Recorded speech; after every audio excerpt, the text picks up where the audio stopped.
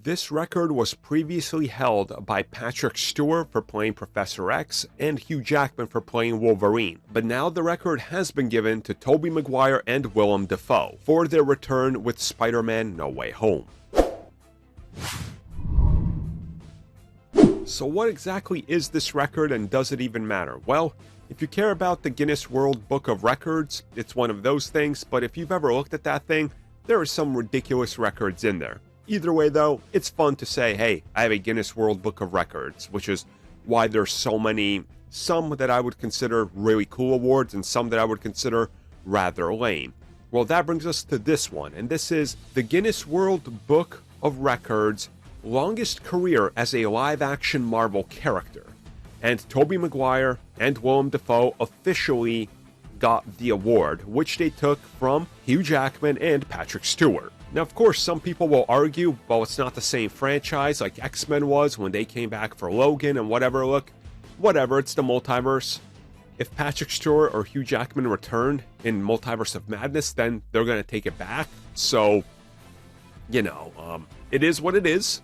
But the award that the pair of Spider-Man actors got is exactly 19 years and 225 days after their first appearance in Spider-Man 2, and oh my god, and also the previous record, just for the sake of explaining it here, was held by Jackman and Stewart, who set it with 16 years, 232 days. So yeah, they quite literally obliterated that record with a handful of years. And also on top of this, Alfred Molina does also join the ranks as the longest gap between character appearances in a Marvel film, because of Spider-Man 2 and obviously Spider-Man No Way Home. So yeah, very interesting, very cool.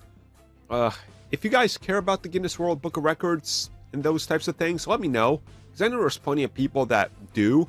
I've seen those books that they release every year, and I often stop and just kind of flip through it and look at some of them. It's like, this is really interesting. I didn't even know that was an award. Okay. Either way though, it's cool. I mean, who could have ever thought 19 and a half years ago, almost 20 years ago, that the actors appearing in the first live-action Spider-Man film would be returning as those same exact characters 20 years from there. That's like that George Lucas scenario that he told Mark Hamill, where in like the late 80s, he was like, yeah, around 2010 to 2012, we're going to come back and do another Star Wars trilogy, and you're going to be this old hermit man and a sidekick there to take on from you. And sure enough, it eventually happened.